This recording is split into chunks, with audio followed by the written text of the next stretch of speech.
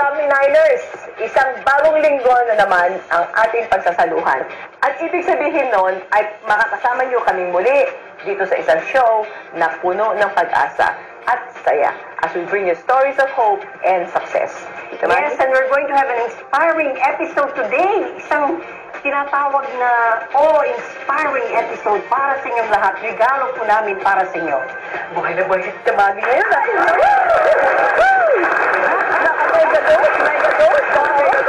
Check na check ka dyan, Tita Maggie.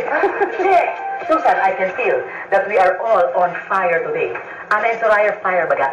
Ay, ano yung Susan na ngayon? Ay, wala pala siya. Kasama si Maggie. Ay, pala nakalimutan natin si Tita Maggie. That's very true, Ana, no? Ipapakita po namin sa inyo ang kwento ni Joey Cruz na nalapnos ang muka dahil sa isang aksidente. Up to second-degree burns po ang natamo niya sa buong mukha niya. Ano nangyari yun, Susan? Alamin natin ang kanyang kwento sa VTR na ito.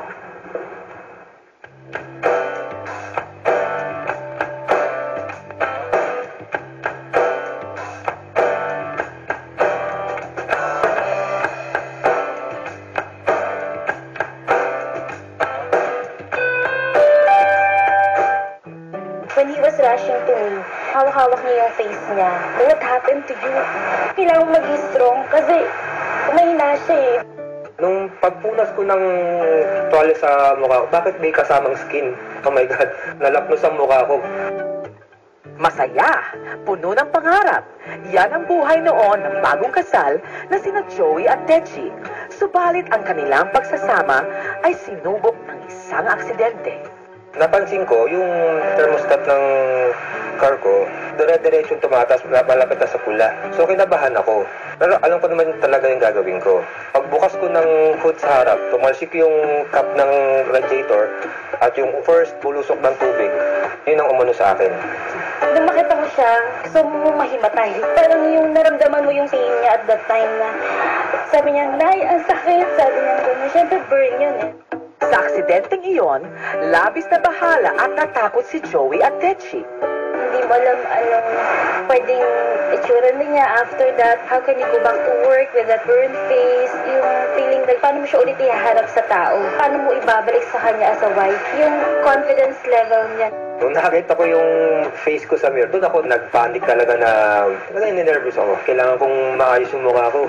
Dahil sa paglapnos ng muka, nag-iba ang itsura ni Joey.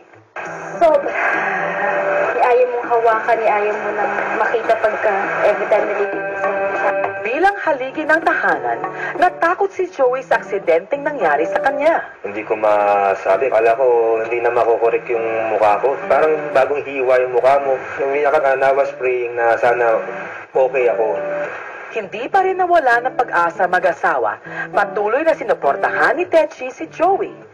Isang araw, isang blessing na may tuturing ang dumating.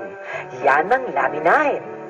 Yung first day ko sa umaga, 3, sa noon 3, tapos sa dinner 3. Kinabukasan, pag ulit ko ng 3 umaga, before lunch, nararamdaman ko parang kumikirot na yung mukha ko. I didn't know na yun pala yung trabaho ng laminine. Na talagang nire-repair na niya yung tissue ba sa mukha ko.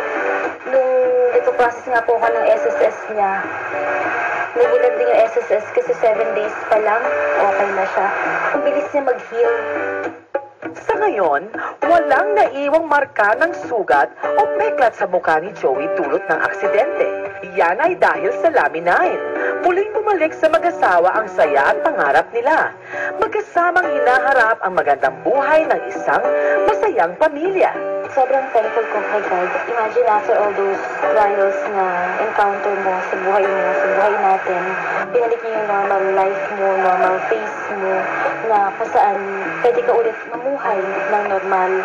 We continue to serve Him and yung sa mga taong tumulong din sa atin na ma-introduce sa atin yung laminine. Yun yung mission din natin na i-share din natin siya sa mga nangangailangan pa.